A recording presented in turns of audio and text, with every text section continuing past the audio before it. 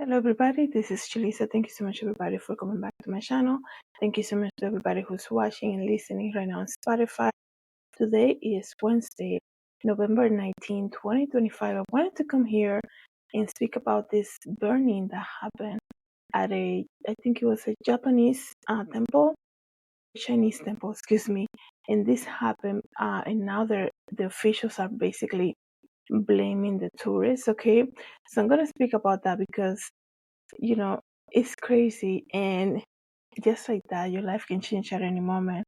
Before I continue, I want to say thank you so much to everybody who has been following me using Apple Podcasts. It really helps me as a creator. And everybody who has been following the podcast on Spotify over here, thank you so much, everybody, for following the podcast. It helps me as a creator. And of course, everybody who is watching this video right now on YouTube, thank you so much for being here. If you guys follow me on Instagram, and I believe on the Threads app, I think I use I think I post there on Twitter or X. Yeah, that's what I mean. On X, I just don't like calling it X for some reason. But on Twitter, you guys know what app I'm speaking about. You guys can probably tell.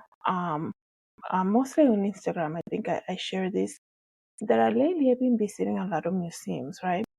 I like looking at what artists did in the past and what's coming in the future. Sometimes they do have artists that are still living. They have exhibits and things like this.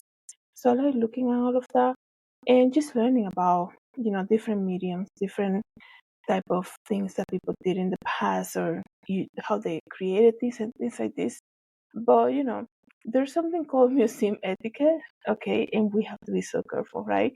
Because museums and art historians, and as we know it, they spend so much time conserving something. Like I went to the MoMA Museum. I think it was 2 weeks ago in New York to see a painting from Picasso, to see a painting by the painting that Van Gogh, I think he did it when he was in the hospital, like on his last days.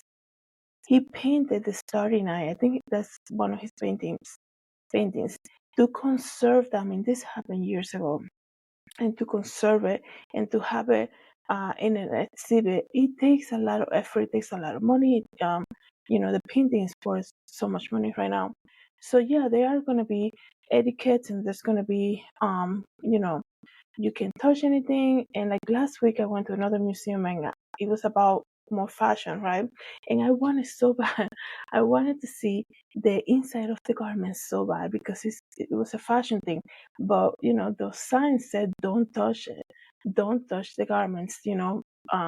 Please be respectful. Things like this. So you can follow that. Obviously, you're not gonna be a child and ignore the rules, right? Because you respect all of that. But you know not long ago, I also came here and told you about the big, I think it was a key crystal share that was on display. I think it was in Paris, and one of the tourists came by and actually sat on the share and basically damaged it, something that cost so much money. And there was like a debate about it on the internet, whether or not they should be the ones to blame for. I have seen a lot of shares on display lately when I go visit museums, and one thing I see, is they're enclosed, right? They have kind of like a little tape on the bottom of the floor so that people know they're not. Even though it's a chair, and our natural thing is to go and sit, they make the effort to put a lot of notices, and so that people know this is not for you to come and sit down, right? Because we don't want you to damage it. So things like that you respect, especially when you go to visit something, especially it's a big museum like MoMA, right? Or even small museums, you always have to be so respectful because, it's a lot of effort, it's a lot of things involved. Just to get a piece in a museum, it takes a long time. It takes a lot of, coordination, things like this, and to have it for a period of time, you don't want to touch, especially when the artist is like long gone, right? They cannot fix it, they cannot duplicate it.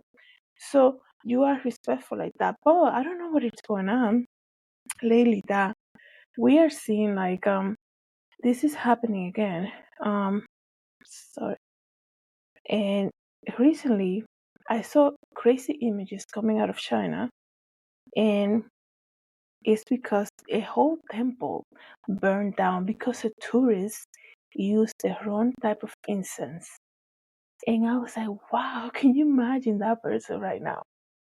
Like, that's crazy. So let me read to you exactly what's going on, because the images are very terrifying. And how can that little thing that they had in their hand completely destroy the entire temple, So a fire likely started by a tourist, quote unquote, irresponsible candle used in clumsy incense handling broke out in the Chinese temple Wenshan, Babylon on Wednesday, November 12th. So just a week ago this happened. In the video, flames thick as black smoke can be seen engulfing the sacred three-story building. The temple, which was commissioned in 2008 and built in 2009, sat on Fenghon Mountain in the Jiangsu province. I do apologize if I'm mispronouncing that, and I'm sure I am. So that's why I apologize. Excuse me, I just lost the thing here. So it sat there in that mountain since it was built in October 2009. Luckily, no casualties were reported to result from the blaze. The temple also did not contain any ancient architectural remains, so nothing kind of like of historic value kind of got lost. But this was built in 2008, and the whole thing burned down. I don't know if it's almost like, as I'm reading this, I'm thinking maybe it's a prophecy. Maybe it's something that was, because it's so kind of hard to understand that a little thing, and I know fire can break, but like a little thing used by a person can cause so much damage, especially when we all know museums and places where a lot of people visit, they're filled with stuff, right? I have gone to museums that could be like me and a couple of other people, like maybe 3, 4 people, and you see more securities than people sometimes. Like it's like one person in every session, right? Because they're making sure nobody's touching things, right? That they're not supposed to be touching. So, and they have a lot of cameras and things like this, but a lot of security. That's what I mean. So it's very surprising. So the fire was quickly contained and did not spread to nearby forest area. So that's good, right?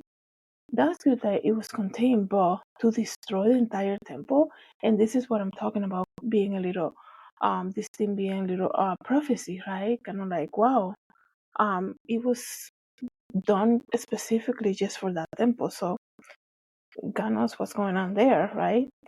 And it says here that the Wenshan Pavilion has been managed by the neighborhood Jongjin Temple. The original building dates back to many centuries. Though the temple current building were reconstructed in the 1990s, local authorities made it clear that further action will be taken as the investigation progresses. So they're coming for that person. So wow.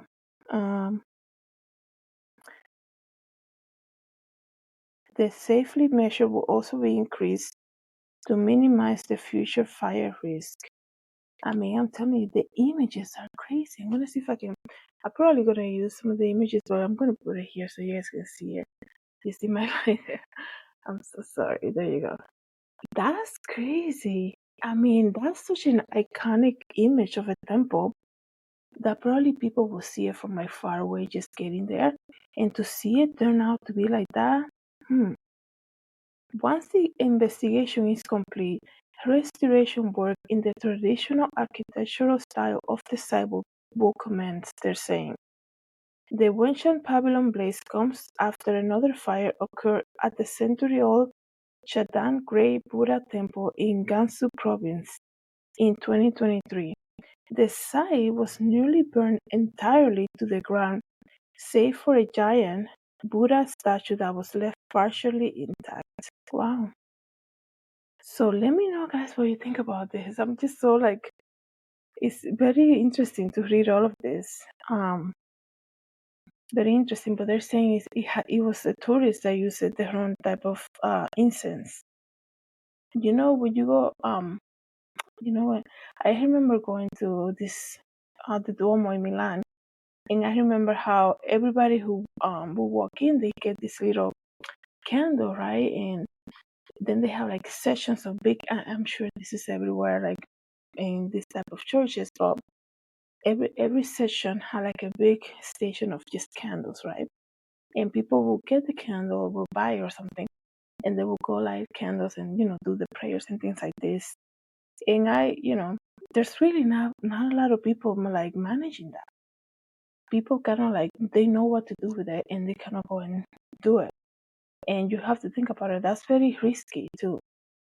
It's risky because there's people always perhaps they're not paying attention. They're overwhelmed by the beauty of the church, and they're not really looking. They've never been there before. Maybe a lot of kids too. So anything can happen. So I wanted to read some of the comments. So give me one moment. If we can get to the comments in a second. Because, wow, I'm looking at the video now from far away. It's like, it's an image. It's like an image to remember. Like you will never not see that. Especially maybe for the locals that has seen that for years and standing there, seeing it built since 2009. So I guess it's not gonna let me look at the comments. Let me just see if I can get more information. And I do apologize for to be searching this right now as I'm doing the video. So they are going for it. They're saying it was caused by irresponsible tourists handling the candle. Like the image that's coming to my head is when I went to Milan and I entered the Duomo with my my friends that were there with me for school. I remember them just grabbing candles and they're like, "Do you want mine?" And I don't do any of that. So I'm like, "No, you guys go do your thing. I'm good." And there was nobody. I don't remember them paying for it though, but I don't know if they did. But I remember it was just such a normal thing to do. Maybe this is a very ongoing thing too. And people just grab the candle, do the fire thing, and they have sessions of candles, and people will go and do that. But I think now what this is telling us is that they need more people tending to that, right? Because just one little mistake can make a huge damage, right? Let me just see what it says about the tourists.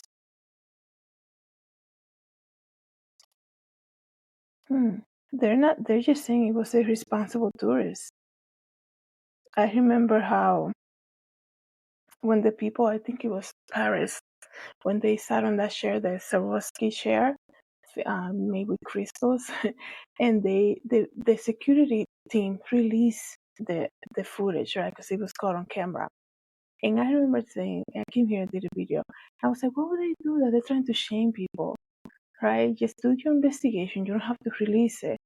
But here they're also saying irresponsible tourists, right? And it's like that whole, I mean, you make a lot of these places like museums, like temples, and when you open it up for visitors, you are going to get tourists, obviously, especially if the place becomes iconic. So is it really the tourists, or you just don't have enough staff to manage everything?